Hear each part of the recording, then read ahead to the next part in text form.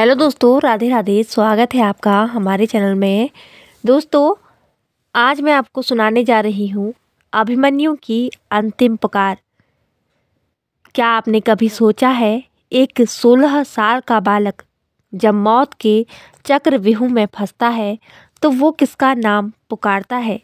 युद्ध की धूल उड़ रही थी, दिशाओं में शंखनाद गूंज रहा था और अभिमन्यु अकेला खड़ा था 7 महारथियों के बीच। चारों ओर से वार हो रहे थे, लेकिन उसकी आंखों में डर नहीं, सिर्फ विश्वास था। वो विश्वास कि कोई तो आएगा, शायद अर्जुन या फिर कृष्ण। लेकिन उस क्षण जब शरीर घायल हो चुका था और सांसें थम रही थी, अभिमन्यु की आंखों में एक नाम चमक रहा था। कौन था वो? किसके लिए उसकी आत्मा तड़प रही थी? अर्जुन, जिनके बाणों से देवता भी कांपते थे, वो उस समय कहाँ थे जब उनका बेटा अकेला मौत से लड़ रहा था? दरअसल उस दिन अर्जुन को चक्रव्यूह से दूर युद्ध के एक और छोर पर भेजा गया था, सुदर्शन नामक राजा से युद्ध करने। लेकिन क्या ये एक साधारण संयोग था या कोई गहरी चाल? द्रोणाचार्य ने जो जानबूझकर अर्जुन को वहां भेजा था, क्योंकि उन्हें पता था कि अर्जुन ही एकमात्र योद्धा है जो चक्रव्यूह तोड़ सकता है। जैसे ही अभिमन्यु चक्रव्यूह में घुसा, अर्जुन को ये खबर नहीं थी कि उसका बेटा अकेले अंदर जा रहा है, और जब तक उसे खबर पहुंची बहुत देर हो चुकी थी। क्या ये संयोग था या षड्यंत्र?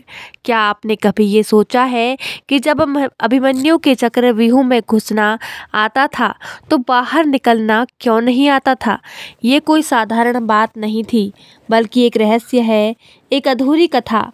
कहते हैं कि जब अर्जुन और श्री कृष्ण चक्रव्यूह की रणनीति पर चर्चा कर रहे थे, तब अभिमन्यु अपनी माता सुभद्रा के गर्भ में था।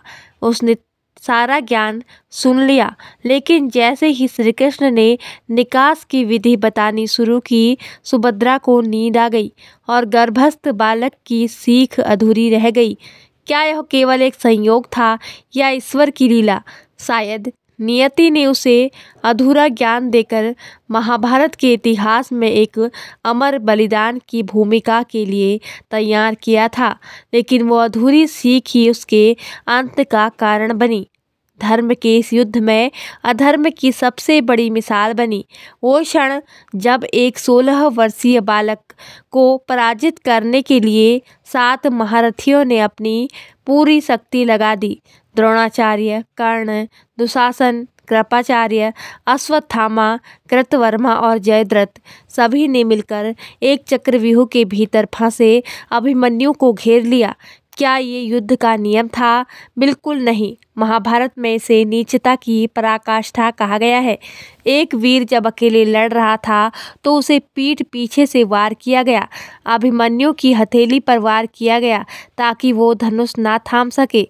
रथ के घोड़े मारे गए, रथ तोड़ दिया गया और अंत में गदा युद्ध में पीठ पीछे से वार करके उसकी सांसें छीनी गई।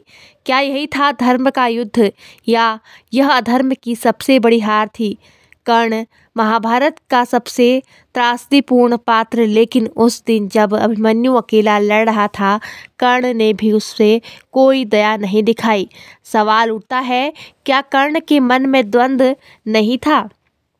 क्या उसे यह एहसास नहीं हुआ कि वो अर्जुन के बेटे पर वार कर रहा है, और वह भी उस परिस्थिति में जहां वो अकेला है? कहा जाता है कि कर्ण के मन में एक पल के लिए करुणा जागी थी, लेकिन द्रोणाचार्य की आज्ञा और कौरवों के पक्ष का धर्म निभाने की मजबूरी ने उसे बांध दिया। महाभारत में उल्लेख है कि कर्ण ने अंत में अभिमन्यु का धनुष तोड़ा और उसे पूरी तरह असहाय बना दिया। वो भी जानता था कि ये युद्ध नहीं, अन्याय था, फिर भी उसने वार किया। यही है उस युद्ध का सबसे बड़ा विषाद, जहां वीरता को व्यवस्था के नीचे कुचला गया, जयद्रथ एक ऐसा नाम जो अभिमन्यु के बलिदान में सबसे बड़ा दोषी बना। उस दिन जब अभिमन्यु चक्रव्यूह में घुसा तो पीछे से युधिष्ठिर, भीम, नकुल, सहदेव कोई अंदर नहीं जा पाया। क्योंकि जयद्रथ ने द्वार पर खड़ा होकर सभी पांडवों को रोक दिया। यह वही जयद्रथ था जो पहले पांडवों से अपमानित हो चुका था और एक बार प्रतिज्ञा कर चुका था कि बदला लेगा। शिव की तपस्या से उसे एक वर मिला था कि वो एक दिन के लिए पांडवों को रोक सकेगा और उसने उस वरदान का उपयोग उस दिन किया जिस दिन एक पुत्र अपने पिता के भरोसे लड़ रहा था। लेकिन क्या ये वीरता थी या डर की? अगर पांडव अंदर पहुंचते तो कौरवों का अंत निश्चित था। जयद्रथ ने अभिमन्यु को मरने के लिए मजबूर कर दिया। यही उसकी सबसे बड़ी जीत भी थी और सबसे बड़ा पाप भी। जब रथ टूट चुका था, धनुष बिखर चुका था, शरीर लहूलुहान था और श्वासें धीमी हो रही थी, तब भी अभिमन्यु की आंखों में हार नहीं थी। वो अब भी खड़ा था, बिना अस्त्र शस्त्र के, केवल अपनी आखिरी सांसों के सहारे। उसने हाथ में गदा उठाई और तब तक लड़ा जब तक शरीर जवाब नहीं दे गया। लेकिन कहते हैं कि जब अंतिम प्रहार हुआ पीछे से, तब अभिमन्यु जमीन पर गिर पड़ा और उसकी फटी सांसों से एक नाम निकला। कुछ कहते हैं वो पिता था, कुछ कहते हैं कृष्णा मामा, परंतु कई प्राचीन कथाएं कहती हैं वो नाम था माँ सुभद्रा, जिसने उसे गर्भ में चक्रव्यूह की बात सुनाई थी। उसकी आंखें आसमान की ओर उठी, मानो वो कह रही है, माँ, तुमने जो अधूरी कहानी सुनाई वही मेरी आखिरी कहानी बन गई। अभिमन्यु का शरीर युद्ध भूमि में गिरा, लेकिन उसकी वीरता की गूंज चारों दिशाओं में फैल गई। जैसे ही अर्जुन को अपने पुत्र की मृत्यु का समाचार मिला, उसकी आंखों में आंसू नहीं, अग्नि जल रही थी। अर्जुन ने प्रतिज्ञा की, यदि कल सूरज ढलने से पहले जयद्रथ का वध न कर सका तो मैं अग्नि में प्रवेश कर जाऊंगा।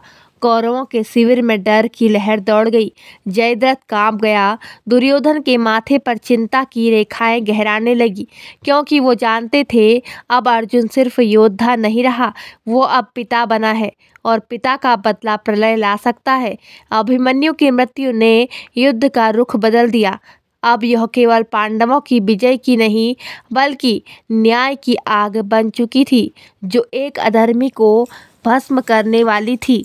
सुबह होने ही कुरुक्षेत्र की हवा में कुछ बदलाव हुआ।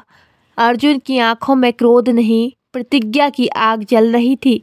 जयद्रथ को बचाने के लिए कौरवों ने उसे युद्ध भूमि से दूर रखा, चारों ओर से घेराबंदी की, लेकिन अर्जुन ने एक एक को भेदते हुए सूर्यास्त से ठीक पहले अपने बाण से ऐसा चमत्कार किया कि इतिहास बन गया।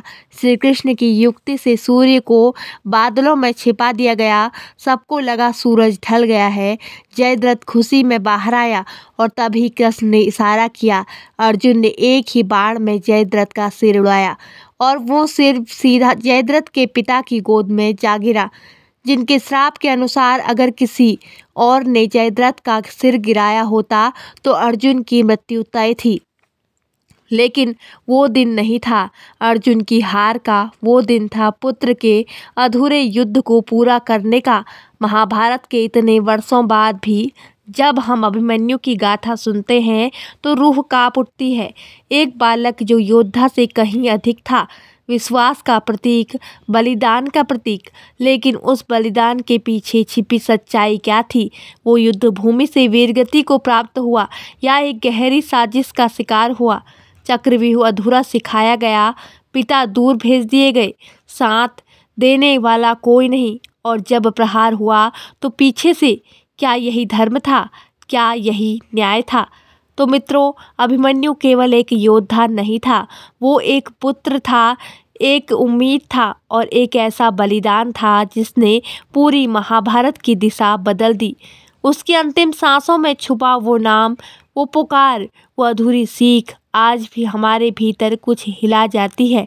सोचिए, जब एक 16 साल का बालक इतना बड़ा बलिदान दे सकता है, तो हम आज अपने जीवन में कब तक डरते रहेंगे, टलते रहेंगे? अगर ये कहानी आपके दिल को छू गई है तो कमेंट करके ज़रूर बताएं और ऐसी ही आध्यात्मिक और ज्ञानवर्धक कहानियाँ सुनने के लिए हमारे चैनल को सब्सक्राइब ज़रूर करें। और आप यह वीडियो कहाँ से देख रहे हैं कमेंट बॉक्स में लिखकर ज़रूर बताएं और एक जय श्री कृष्णा कमेंट में ज़रूर लिखें। तो दोस्तों मिलते हैं नई वीडियो के साथ। धन्यवाद। जय माता दी।